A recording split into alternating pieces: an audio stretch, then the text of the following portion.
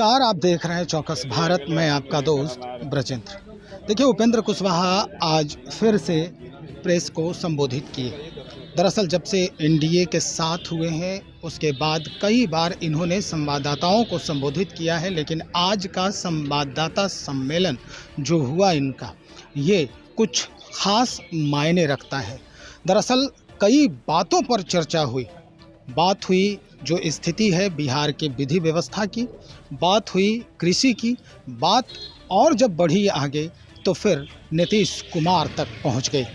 नीतीश कुमार के बारे में जिस तरह से ये हमेशा से बोलते आ रहे हैं और कहते आ रहे हैं कि जब से नीतीश कुमार अपने बड़े भाई यानी लालू प्रसाद जी के साथ गए हैं, तब से इनके जो ख्यालात हैं वो बार बार बदलते नज़र आ रहे हैं।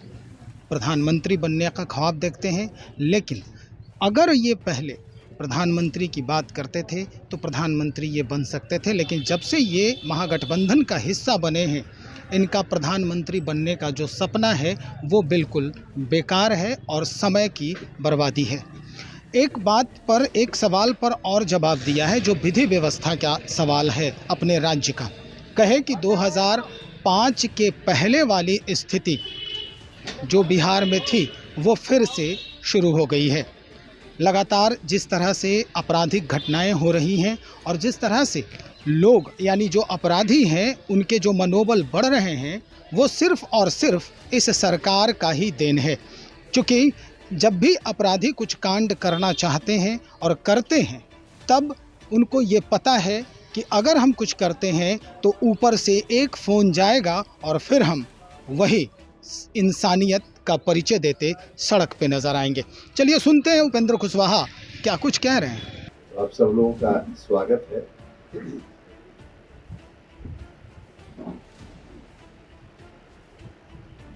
देखिए, मैंने बार बार कहा है, माननीय मुख्यमंत्री जी ने बिहार को बिल्कुल भगवान भरोसे छोड़ दिया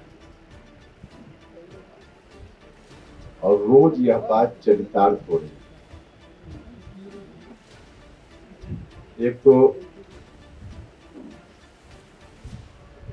अपनी राजनीतिक महत्वाकांक्षा के कारण जिस तरह की राजनीति पर नीतीश जी उतर गए हैं, अब उन्होंने उसमें झूठ का भी सहारा लेना शुरू कर दिया है और यह बहुत दुखद है। किसी के बारे में कुछ भी बोल देना जिसमें कहीं से कोई सच्चाई न हो, तो पूरे तौर पे शायद यह बात उनको व्यक्तिगत रूप से ठीक नहीं लगे, लेकिन झूठ का सहारा मुख्यमंत्री जी इतने ऊंचे कद के नेता और इस स्तर पर उतर जाए, इसकी अपेक्षा कोई नहीं करता है जो आज नीतीश जी कर रहे हैं।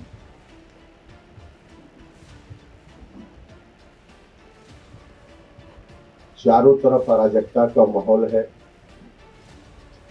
जिसको जब मर्जी जहां किसी को गोली मार दे, हत्या कर दे, लूट ले, छोटी बच्चियों के साथ बलात्कार की घटना रोजमर्रे की घटना हो गई। फिर से अगर यह कहा जाए कि जंगल राज 2 की शुरुआत हो गई है तो कहीं से अतिशयोक्ति नहीं हो। किसी को देखने वाला जो सरकार की जवाबदेही होती है कि समाज के विभिन्न वर्गों की समस्याओं के निराकरण की दिशा में सरकार कोशिश करती रहे, इस ओर कोई ध्यान नहीं है। समाज की निरंतर सेवा करने वाला एक संगठन, जिसमें काम करने वाली 100% महिलाएं ही होती है और वह महिला भी समाज के सबसे निचले तबके से अधिकांश होती है, आशा कार्यकर्ता। आज पूरे बिहार में विगत कई दिनों से आशा कार्यकर्ता आंदोलन पर है। बहुत नजदीक से उनकी समस्याओं को हमने भी समझने का प्रयास किया और उसमें कई ऐसी समस्याएं उनकी हैं जो बिल्कुल जेन्युइन है, मानवीय समस्या है। लगातार आंदोलन के बाद भी सरकार का कोई ध्यान उस पर नहीं। अभी पूरे बिहार में उनका आंदोलन चल रहा है। हाँ, जो उनकी मांगे हैं उसमें से कुछ मांग भारत सरकार से संबंधित है, लेकिन अधिकांश मांग राज्य की सरकार से संबंधित है। आशा कार्यकर्ता सबसे ज्यादा सरकारी या सरकार के नजदीक जो कर्मचारी लोग काम करते हैं उसमें सबसे ज्यादा काम आशा कार्यकर्ता करती है। लेकिन इस काम के बदले न तो उनको उचित पैसा मिलता है और न इज्जत सम्मान भी नहीं मिलता। एक तो पैसा इतना कम मिलता है कि जिसके बारे में सोचकर जो दैनिक मजदूरी करने वाले लोग हैं महीना भर में कुल जोड़कर उतना पैसा भी उनको नहीं मिलता। तो जो राशि है उनकी उसमें बढ़ोतरी की मांग है उनकी। कोरोना का समय, अब उस समय अपनी जान को जोखिम में डालकर उन लोगों ने काम किया। जब लोग सड़क पर घर से नहीं निकल रहे थे तब उनसे काम लिया गया और उन लोगों ने लोगों की सेवा की। और यहाँ तक कि कई आशा कार्यकर्ता उस वक्त उनका डेथ भी हो गया, लेकिन सरकार मुआवजा की बात दूसरे लोगों के लिए तो करती रही, लेकिन आशा कार्यकर्ताओं का जिनका डेथ हुआ उस दौरान काम करते हुए, लोगों की सेवा करते हुए, उसके एवज में उनको कोई मुआवजा नहीं मिला। न तो काम का कोई पैसा मिला और न डेथ हो गया उनके परिवार को जो मुआवजा मिलना चाहिए था कुछ भी नहीं मिला। एक तरह से पूरे तौर पे अमानवीय व्यवहार उनके साथ हो रहा है। और दूसरी ओर 24 घंटा उनकी ड्यूटी होती है।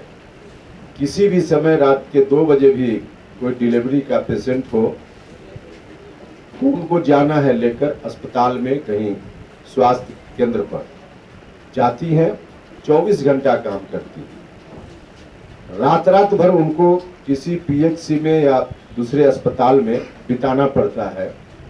वहाँ उनको साधारण जो सुविधा होती है, कहाँ बैठेंगी, कहाँ शौचालय का इस्तेमाल करेंगी, कुछ भी नहीं उनके लिए है। रात भर किसी तरह से बैठकर गुजारती हैं इधर उधर करके। कम से कम राज्य की सरकार को उनके लिए, एक तो उनकी मांग है और हम उनकी मांगों का समर्थन करते हैं कि हर जगह स्वास्थ्य केंद्र पर जहां आशा कार्यकर्ता जाती हैं वहां एक अलग से उनके लिए कमरा राज्य की सरकार बनवाए, जिसमें सुविधा, शौचालय इत्यादि की सुविधा, बैठने की सुविधा उनको मिल पाए। यह तो बिल्कुल मानवीय चीज है जिस पर सरकार को ध्यान देना चाहिए। और उल्टे एक तो कुछ कोई सुविधा नहीं और वहां के कर्मचारी या दूसरे लोग जिस रूप में प्रताड़ित करते हैं, अपमानित करते हैं, तो एक सुविधा उनके लिए वहां होनी चाहिए।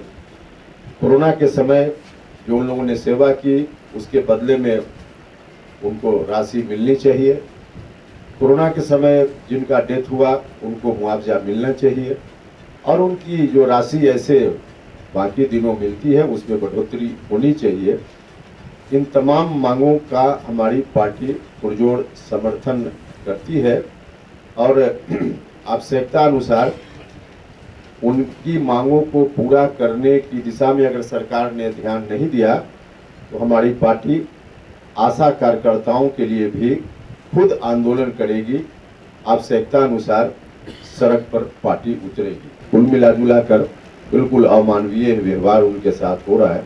हमारी पार्टी आंदोलन भी करेगी उनके लिए आवश्यकता अनुसार और उनकी मांगों का हम पुरजोर समर्थन करते हैं। जो आंदोलन उनका चल रहा है उसका समर्थन करते हैं और राज्य की सरकार से हम आग्रह करते हैं कि अविलंब उनकी मांगों पर सकारात्मक रुख राज्य की सरकार अपनाए। या 1974 भी लोगों ने देखा है, जब जेल जाने से बिहार और देश के लोग नहीं डरते हैं, जहां कहीं भी अन्याय होता है उस अन्याय के खिलाफ लड़ते हुए। तो इसमें राज्य की सरकार अब कुछ कर नहीं रही है तो बस लाठी मारो उनका है, लेकिन उससे डर किस बात का? डरने का कहाँ कोई सवाल। आंदोलन करने वाले लोग अगर डर गए होते तो देश कभी आज़ादी नहीं हुआ होता। उसी देश के हम लोग वासी हैं। फांसी पर भी लोग देश के खातिर झूलते रहे, उसमें डरने जैसा कुछ नहीं। लेकिन राज्य की सरकार जो डेमोक्रेटिक तरीके से चुनी गई सरकार है, उनको भी डेमोक्रेसी की हत्या करने का कोई अधिकार नहीं। प्रधानमंत्री ने इंडिया जो बना है विपक्षी एकता का, उसके ऊपर कटाक्ष किया है कि ईस्ट इंडिया कंपनी में भी इंडिया है। अब देखिए वो ठीक है, एक तो कोई व्यक्ति अपने बेटा का नाम कलेक्टर सिंह रख ले तो उनका बेटा कलेक्टर नहीं हो जाएगा नाम रखने से। उसी तरह से इन लोगों ने इंडिया नाम रख लिया है, तो नाम रखने से क्या होता है? हालांकि वह भी कितना उचित है अनुचित है विमर्श का विषय है, लेकिन उससे कोई बहुत अंतर नहीं पड़ता है, कुछ भी नाम रख ले। देखिए अगली बार 2024 में तो नरेंद्र मोदी जी ही प्रधानमंत्री बनेंगे, इसमें कोई कितना भी छटपटा ले। और कारण है जनता जिसके साथ है वो बनेगा, और सिर्फ नकारात्मक राजनीति करने वाले लोगों को जनता रिजेक्ट करेगी। और अशोक चौधरी ने बीते दिनों कहा था कि नीतीश कुमार में सारे वो क्वालिटी है जो प्रधानमंत्री में होना चाहिए और हम चाहते हैं कि प्रधानमंत्री बने नीतीश कुमार। अशोक चौधरी ने भी कहा था, ऊर्जा मंत्री ने भी कहा था। भैया यह बात तो सबसे पहले उपेंद्र कुशवाहा ने कही थी, जो बात लोग अभी बोल रहे हैं।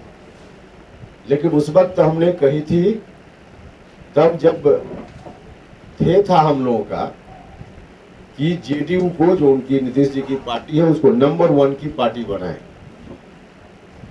लेकिन उस वक्त हमारी बात पर ध्यान देने के बजाय पार्टी को ही गिरवी रख दी। पार्टी ही एक तरह से जेडीयू आज समाप्त है, और जो कुछ भी बचा है, जब नीतीश कुमार ही आरजेडी के सामने नतमस्तक हो गए हैं, तो अब इस स्थिति में नीतीश कुमार जी के बारे में कुछ भी ऐसा सोचना समय था जिस समय को नीतीश जी ने खुद ही गवा दिया है। प्रधानमंत्री के रेस में शामिल होने का एक अवसर था, लेकिन उस अवसर को स्वयं नीतीश कुमार जी ने, जो कहा जाता है कि अपने पैर पर कुल्हाड़ी मार ली, स्वयं इन्होंने ऐसा कर दिया है। अब आज की तारीख में खुद का ही आधार बिल्कुल कुछ नहीं है इनका, तो आधारहीन कोई नेता, आधारहीन से मेरा मतलब है पॉलिटिकली, तो उस आधारहीन स्थिति का कोई नेता उस रेस में पहुंचे, अब कहां संभव। नीतीश कुमार कहते हैं कि एनडीए होते थे तो लोग सुनता था, और अब आरजेडी के सामने नतमस्तक होने के बाद उनको पहले तो देखना चाहिए ना, जहां नतमस्तक है वहां कितना आदमी की पार्टी है, उसको देखना चाहिए। आरजेडी का भी जो चरित्र है, बनावट है, उसको भी देखना चाहिए नीतीश जी को, तब किसी दूसरे के बारे में बोलना चाहिए।